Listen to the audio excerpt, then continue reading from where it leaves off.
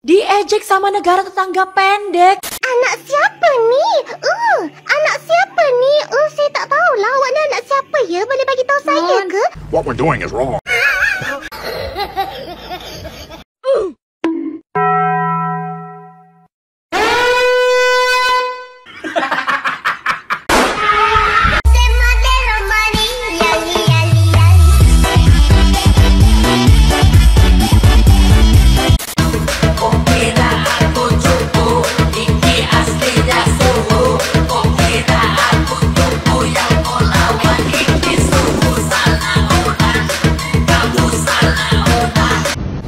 Apa benda tu?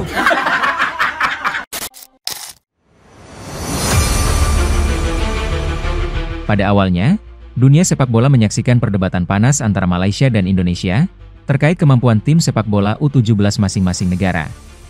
Salah satu momen yang memicu sorotan publik adalah saat para supporter Malaysia, terutama beberapa netizen, mengejek pemain Indonesia yang bertubuh pendek. Mereka meremehkan fisik pemain Indonesia, menilai bahwa tubuh yang lebih kecil tidak akan cukup kuat untuk menghadapi tim-tim besar dari Asia yang selama ini mendominasi turnamen. Namun, seiring berjalannya waktu, Indonesia membuktikan bahwa prediksi tersebut keliru. Dalam turnamen kualifikasi Piala Dunia U17 yang penuh tantangan, tim U17 Indonesia tidak hanya tampil dengan semangat juang yang luar biasa, tetapi juga dengan permainan yang cerdas dan strategi yang matang. Meskipun sering dianggap underdog, para pemain muda Indonesia menunjukkan bahwa ketekunan, kecepatan, dan teknik yang solid mampu mengimbangi kekuatan fisik lawan yang lebih besar. Puncaknya, Indonesia berhasil mengalahkan tim-tim raksasa Asia yang sebelumnya dianggap mustahil dikalahkan oleh tim yang dipenuhi pemain-pemain bertubuh lebih kecil.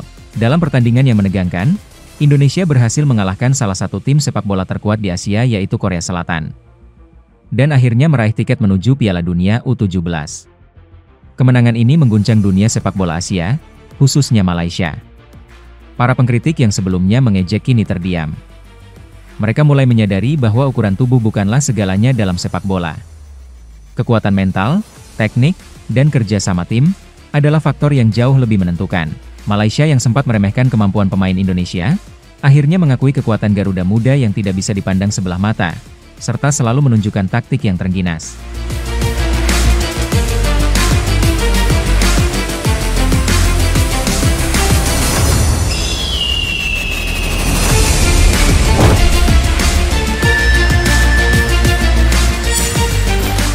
Diejek sama negara tetangga pendek. Timnas U17 Indonesia buktikan langsung lolos ke Piala Dunia 2025. Enggak, kalian nggak salah denger. Awalnya timnas U17 kita tuh sempat dinyinyirin sama media sebelah pas AFC ngerilis data tinggi badan rata-rata dari pemain U17 Piala Asia 2025. Padahal tinggi doang bukan berarti akan selalu menang cuy. Gak pakai banyak bacot, timnas Indonesia langsung buktikan kalau Garuda Muda itu bisa terbang menuju Piala Dunia, langsung lolos di kualifikasi. Bahkan faktanya nih, timnas Indonesia jadi yang pertama di Asia Tenggara yang lolos duluan ke Piala Dunia 2025. Yang mana di Asia sendiri tuh masih baru ada 4, yaitu Qatar sebagai tuan rumah, Arab Saudi, Uzbekistan, dan juga Indonesia. Dan menariknya, Coach Nova Arianto tuh juga menjadi pelatih pertama yang berhasil meloloskan Indonesia ke Piala Dunia lewat babak kualifikasi. Jadi udah bukan jalur tuan rumah tapi kualifikasi, bos. Oke guys, kita lihat di sini ya. Kemenangan semalam Indonesia bertemu dengan Yaman 4-1 guys. Ini sudah membuka sangat luas, terbuka lebar untuk timnas Indonesia U17 untuk lolos ke Piala Dunia. Hanya bertemu dengan Afghanistan, hanya memerlukan imbang saja sudah cukup untuk timnas Indonesia lolos ke Piala Dunia 2025 hujung tahun ini. Tapi yang gol Goki Goli ya namanya. Saya pun lupa lah namanya guys. Memang cantik guys. Gol yang pertama itu bolanya naik ke itu lock terus ke penjuru ataupun ke pojok gawang gol guys. Wow, ini bisa dikategorikan salah satu gol Puskas ataupun gol yang tercantik di dalam kualifikasi untuk Piala Asia U17 kali ini guys. Memang sangat cantik. Saya lihat perlawanan semalam guys. Memang sangat luar biasa. Apapun guys, kita doakan mudah-mudahan timnas senior akan mengikut jejak langkah iaitu timnas junior ya untuk ke Piala Dunia juga guys. Kita doakan sama-sama. Kami daripada Malaysia semangat mendukung jiran kami iaitu Indonesia untuk lolos ke Piala Dunia. Semangat terus. Okey.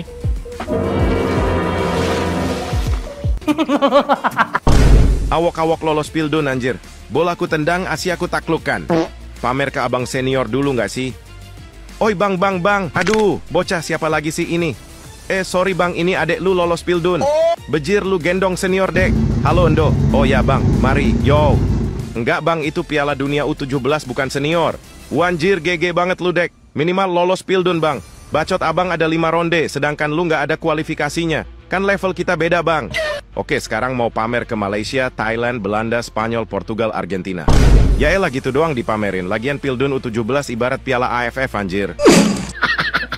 Garuda Muda menang lawan Korea Selatan. Apa benda ni weh? Sejarah tercipta kerana untuk pertama kalinya timnas Indonesia bawah 17 tahun berhasil mengalahkan Korea Selatan di kompetisi resmi. Abang sendiri menonton pertandingan itu dan jujur saja Korea Selatan kurang beruntung kerana tidak memenangkan pertandingan. Kedua tim memulai permainan dengan rancak. Selama 15 minit pertama kita disajikan dengan end-to-end football. Masing-masing bergantian melancarkan serangan. Peluang pertama Korea Selatan datang pada minit ke-11 ketika tembakan pemain terkena mista gawang. Hanya berselang 2 minit Indonesia mendapat peluang emas ketika Fadli Alberto hingga melepaskan umpan yang cantik menerebus lini pertahanan Korea Selatan kepada Mirza. Namun dalam situasi 1 lawan 1 dengan penjaga gawang, Mirza gagal mencetak gol. Setelah itu Korea Selatan menguasai permainan. Peluang demi peluang tercipta namun gagal mencetak gol. Kredit harus diberikan kepada playmaker Korea Selatan Kim Hee-gyeon yang memulai banyak serangan. Anak asuh Nova Arianto beralih ke bentuk permainan yang lebih defensif dan mengendalikan permainan counter attack. Pemain yang menarik perhatian untuk abang dari timnas Indonesia adalah gelandang Nazriel Avero. Permainannya sangat matang dan nyaman memegang serta menggerakkan bola di lini tengah. Tempo permainan cukup mirip di babak kedua di mana Korea terus mengendalikan permainan. Kiper Indonesia Dafa Al-Ghazimi dengan barisan pertahanan berusaha keras mempertahankan gawang. Keberuntungan datang untuk timnas di extra time di mana tendangan penalti telah diberikan. Meski tendangan pertama diblok oleh kiper Korea, bola muntah disambut Ivandra dan menghasilkan gol kemenangan timnas Indonesia. Posisi Garuda Muda cukup nyaman di mana mereka bisa lolos ke Piala Dunia hanya dengan raihan 4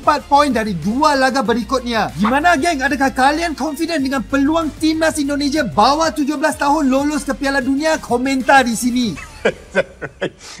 Nyala timnas Indonesia lolos ke Piala Dunia. Apa benda ni weh? Untuk sobat yang belum tahu, Garuda Muda telah bantai Yaman 4-1 dan dipastikan akan berlaga di ajang Piala Dunia bawah 17 tahun akhir tahun ini. Sekali lagi abang menonton pertandingan itu dan kali ini sangat luar biasa permainan timnas. Anak asuh Nova Arianto memasuki pertandingan dalam mod membantai. Sejak minit pertama timnas gencar melakukan serangan hingga berhasil mencetak 2 gol yang dianulir kerana offside. Area sayap kiri kerap menjadi duri dalam daging pertahanan Yaman. Garuda Muda membuka keunggulan pada minit ke-15 melalui tendangan roket Zahabi Goli yang menggetarkan gawang Yaman. Ini jelas merupakan gol tercantik di babak kualifikasi. Bahkan abang turut berteriak kaget. 10 minit kemudian Fadli Alberto melakukan sundalan naluriah untuk mencetak gol kedua Indonesia. Di awal babak kedua, Putu Panji melakukan kesalahan dengan menghadiahkan penalti kepada Yaman untuk gol pertama mereka. Gol itu menyemangati Yaman dan mereka menyerang dengan gencar, tetapi Ghaffar Al-Ghazimi memastikan tidak ada lagi kebobolan.